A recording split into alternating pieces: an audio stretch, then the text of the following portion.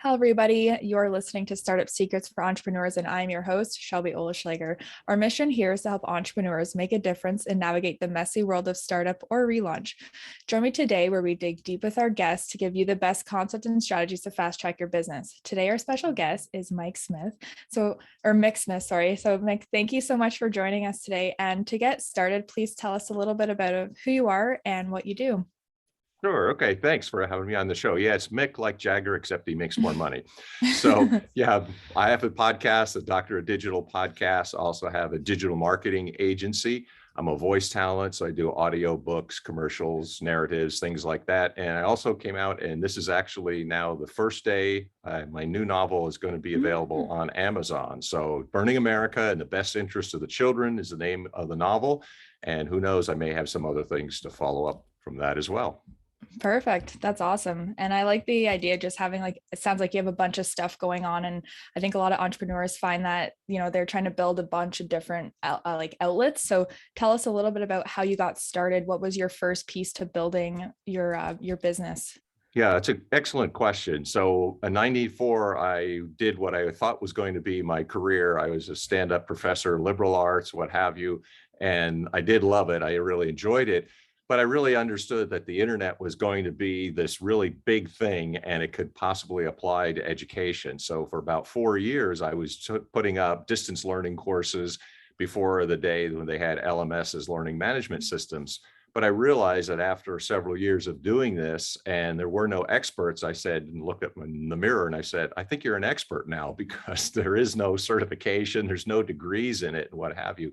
So I started a consulting business in 1998. And it was very interesting because I started working with some different corporations. I work with nonprofits. I work with educational facilities. About 2000 or so, I was involved with a startup and it was an internet startup. So interesting story. I go into this place. I'm used to traditional offices with, the corner office that everybody wants, the CEO and what have you. Secretary opens up the door and I look and there's nothing but banks of computers everywhere and people sitting at tables. And I go, this is different. And yes, there's huge open space. So that was really my first startup experience. I worked for them in, of all places, King of Prussia, Pennsylvania. It's not the Silicon Valley, but what they would do is go out to the Silicon Valley and try to get money. So after a while, again, I started to say to myself, we're not really successful because we're actually not making money. We're just getting money from other people. So that really, to me, had a huge impression. And I said, if you're going to have a startup, you're going to have to make real money. That is, you're going to have to get clients and customers. You're going to have a valuable service that people are willing to pay for.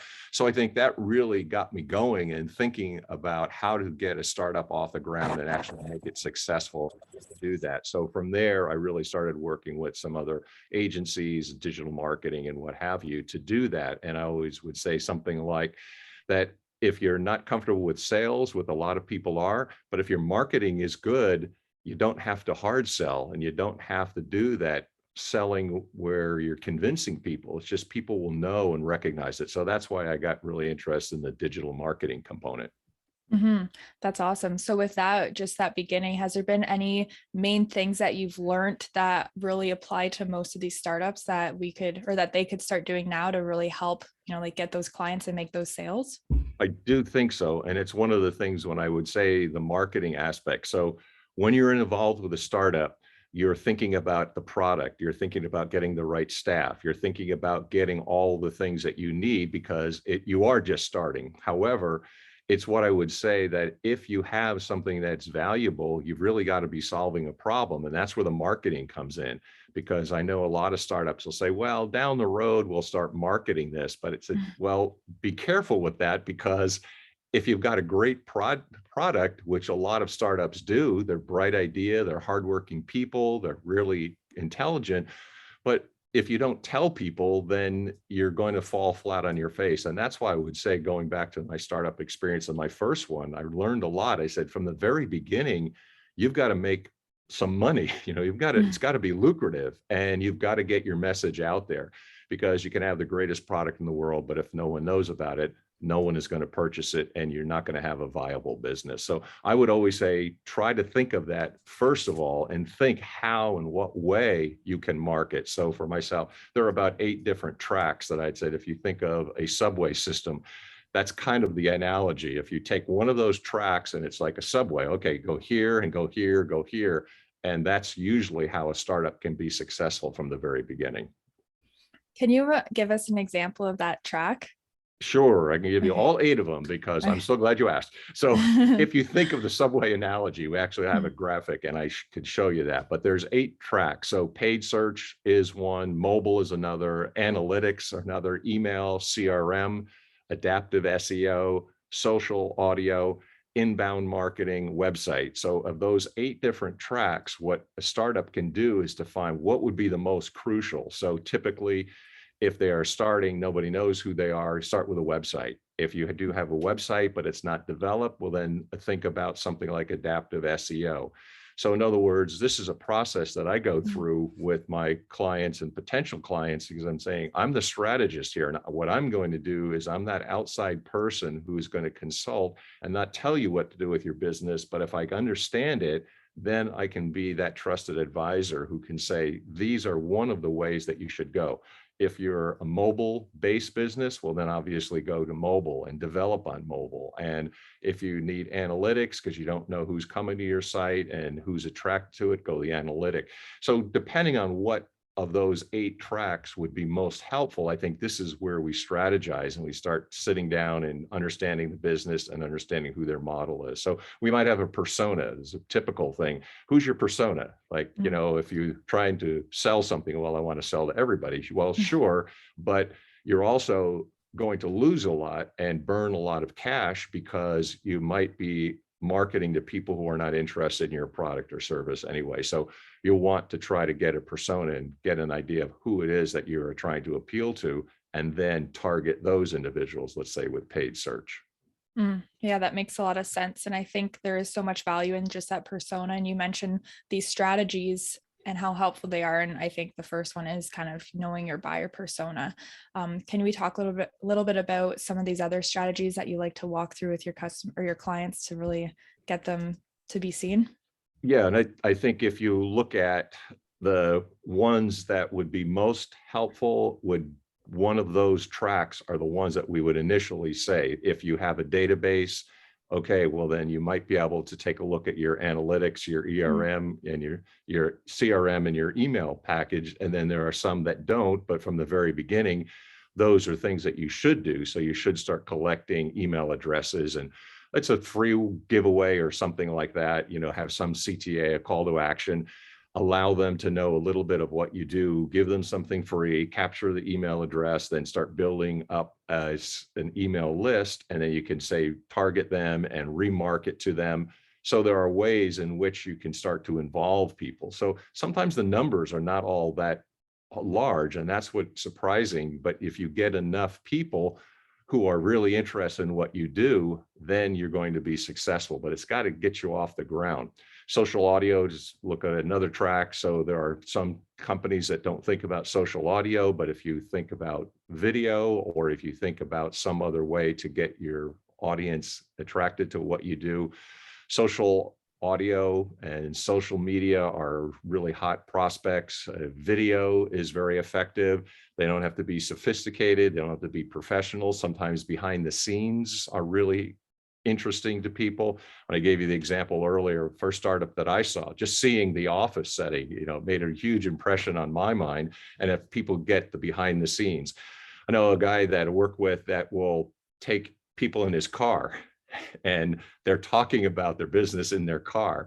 So you see the staff, but they're not in the staff positions, and I mean, it just gives another twist on it, and it makes it really interesting because video is very engaging. Mhm. And it doesn't have to be that sophisticated. Basically, it's a camera and a car and they're just chatting. But the thing is, it's a very interesting human side. And then it personalizes it to an audience, and they start to see these are real people and they have personalities and what have you. So those are some of the ways that you can go down, and one of those tracks that I think are helpful for people. For sure. And it is, I like that idea of just being really authentic and real and kind of raw with it. And I think people relate to that way more than the professional edited video. They're like, oh, that's like a real person doing this real thing. And it's more relatable. So has there been any sort of major roadblocks that you notice that's kind of common among some of these startups and some of these businesses that seem to all really need this help? Yeah, and I think it would go back to, say, basics. So people, let's say, have a website, and that would be one of their things. Well, they know they need a website, but I then also try to explain what Google is, which is the primary search engine, and there are others. As I say, it's the Google God, because that really is the one that people are searching for. But trying to understand how a website works is one of those initial barriers to overcome. For example, you're trying to interact with this inanimate object, and that's literally what it is. It's just a robot or a bot that's going and searching the net all the time and going to websites. So for a business, you're trying to interact with something which, first of all, is not real. Second of all, you don't know when they're looking at your site. And what I'm trying to get across to a client or a potential client is, this is what you need to keep in mind. Somebody has got to be on your site all the time. And for a startup, they won't necessarily have somebody on staff. And that's why I say you can partner with someone like myself and to say, we'll watch it for you, because there are those people who say, well, one day I was on page 1 of Google, and then the next day I'm on page 20. What happened? Well, Google changes and their algorithms change, and there are some changes that come up. Now, fortunately, I have some really good associations with Google, SEMrush, Adobe, Microsoft, HubSpot, some of the big players, and partner with them. So a lot of times what they are doing is they're telling us ahead of time, which is a huge advantage, because they're going to say, we're changing something and it's going to affect all of your people. So right away, I talk to my clients and I say, get prepared, because a lot of people are not going to be aware of this, but we're going to help you to overcome that. So I think that's a typical one. And for a startup, they don't necessarily have a dedicated person because they're pressed for staff, time, money, and they're not seeing how important, how critical that really is from the very beginning. Right. And I could see that advantage so much of just having someone watch that. Like if you're in their corner to say, hey, this is changing, that would be a huge benefit. So now going a bit to your own business, I'm curious, back to kind of like your own start of like sharing your message and getting your own clients. What was that process like for you to be showing up as the authority and for you to be gaining clients to help? Yeah, and I think it would go back to saying the way I brand myself, and I would always say for a business, yeah, you should really brand. So if you got a subtitle here on mine, the Doctor of Digital, because what I feel I can bring to the table is something that a lot of people can't. And I've seen the history of the internet in some ways, right? So when I started in 1994, I mean, I remember the first time somebody sat me down at a computer and they said, this is email. Now, what is email? Like, oh, there's this big green screen. That's literally what it was. And he said, the only thing you can do is you put in an email address here and you put in a password. And, you know, for a person who was going through the 1980s, I was one of those people who said, I'm not really sure about the whole computer industry. It's really filled with geeks and the average person can't navigate it, and computers weren't reliable. But I did see that once it made the transition to get a good web browser and it allowed the ordinary average person, then it meant, okay, I can see how people can do what they would like to do. And getting a website and a computer to do what they would like was a huge barrier to first overcome. But knowing that process, and that's what I said, the internet has spilled into so many different areas and has changed so much. I think what I bring to the table is that kind of background and that experience to see what has worked and what hasn't worked. And it also allows me to see what is coming as well, too, which is a huge advantage. It's the old saying that those who refuse to remember the past are condemned to repeat it. So I can show you what mistakes I have made and help clients and potential clients to overcome the things that say, well, that really doesn't work. And going back to say the track system, people will get on Google and they'll say, well, I can run my own Google, Facebook ads. And I said, well, let me tell you what happens for most startups. They waste a lot of time. They are stumbling through learning the system. And what they've done is they burnt up a lot of time and money rather than just saying, give it to somebody else. So I talk about my own experiences. I learned early on in business to say, outsource anything that's not critical to your business. So the things that you can't do, not surprisingly, those are the things that are going to be burning cash and time. And you really don't want to do that because you're really trying to get your company off the ground. Yeah, there's a lot to unpack there. And I just think your story is so interesting that, like it's such an interesting time of like Yep. human, process of being like, I've seen the beginning and you see where it started and where it's going. And I think that is definitely a really unique element that you can bring forth. So going to like your podcast and the book and everything, what has been your strategy with building those? And like, just tell us the bit of the beginning with that.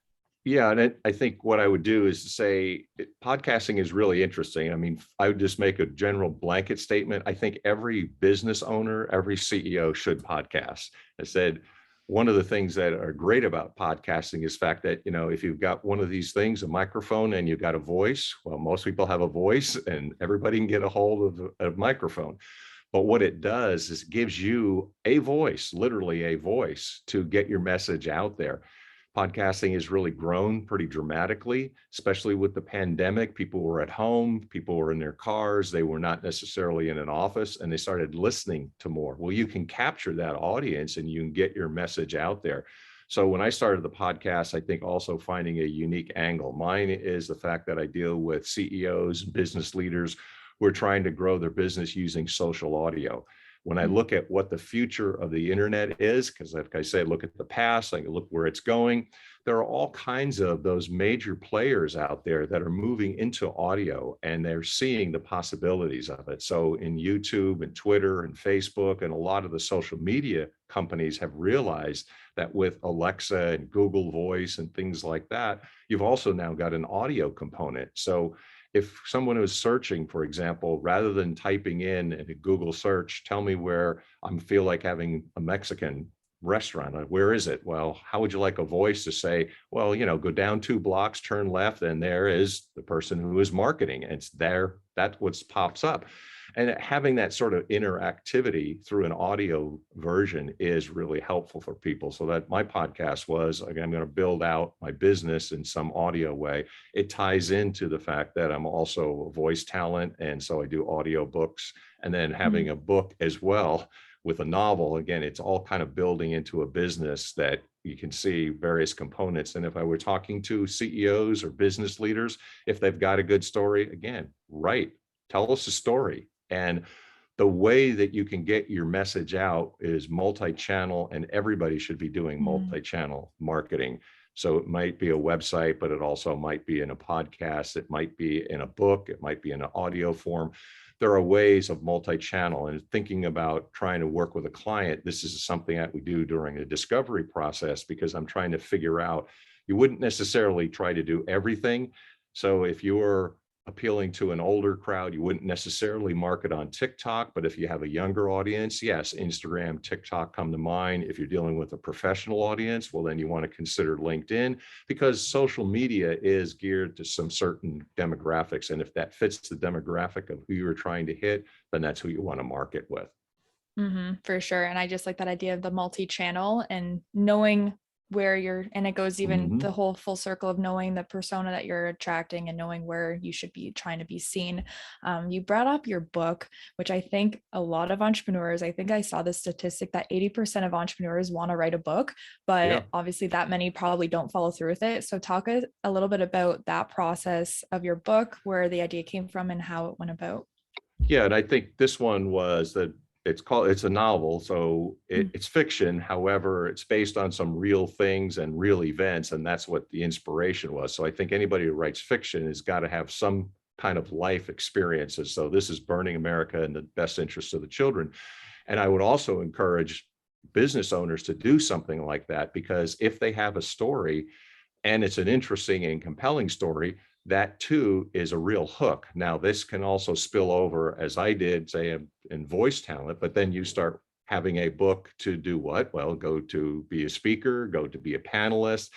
If you have a blog, for example, once you have written a book, really all you can do is repurpose that book into blog posts or audio posts as well. So therefore, you're being very efficient with your time, but you're also being able to get your message out in different channels. So I think a lot of business owners, I would highly encourage them to write.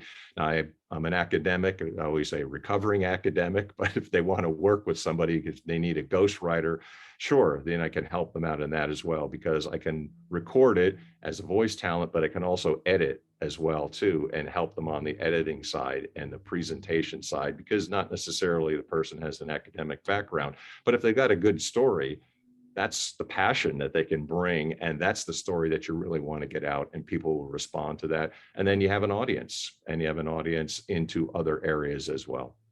Mm-hmm. Yeah, I like that. And the idea of just combining all them together, where it's like, you can write a book, but you also, that repurposing of that content can go such a long way in all these other channels. And I think that's really important for people to know that, all that hard work there, they can really leverage it in a lot of different ways.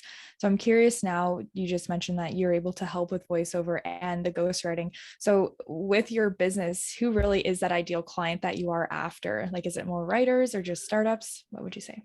Yeah, I think there's startups. They're often small, medium-sized startups. So there are people who are trying to get off the ground. And I would go back to pulling on some experience. So I have an executive background experience.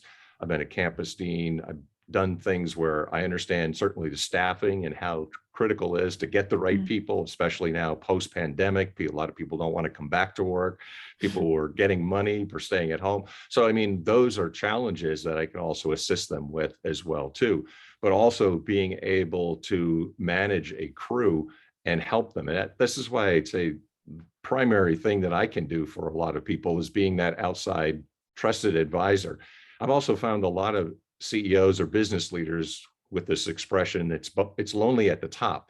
They don't know who to turn to a lot of times, because they don't have somebody who would be more or less a peer, but also could give them that objective outside perspective to see and get insights into their business, because they're so close to it. And, they can't see the forest through the trees. And I wonder, why am I stumbling around? And the outside person, myself as a consultant or somebody else, I go, oh, because here's the missing component, that you're so involved in what you do, and it's great to have the passion. You're very passionate about it, but you're losing something else. And that might be the staffing, that might be the training, that might be the recruitment, that might be HR. There's a number of factors that every successful business have to have, and keeping all of those components in place and in balance.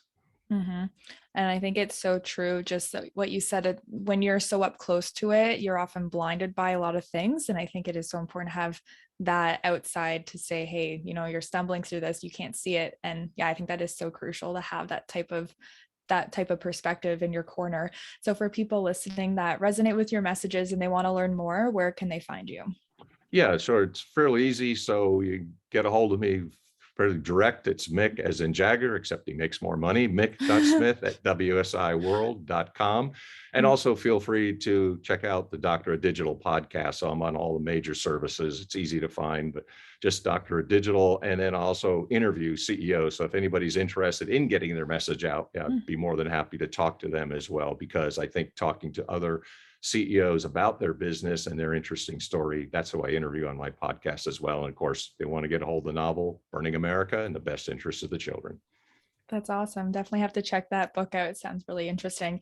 I always like to finish off my interviews with one final piece of advice that you'd like the listeners to leave with. What would it be? Yeah, and I think it's because I've been asked this question before. It's the notion comes back from the ancient Romans. He who hesitates is lost. So if you're ever at a point where you feel as though you are stymied, the thing is to move forward. Heraclitus, again, going back to an ancient Greek, is the only constant is change, and nothing is going to be static. And if you are static, it's pretty simple. I always say it's about life philosophy as well.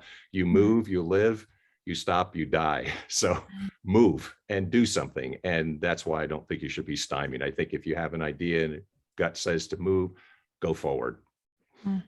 I love that. Just simple, very, very true piece of advice. Thank you so much for that. I just want to say thanks for taking the time to share some of your story with us and your wisdom. And yeah, thanks for being on the show. Oh, thank you. I appreciate the opportunity. Thank you so much. You're welcome.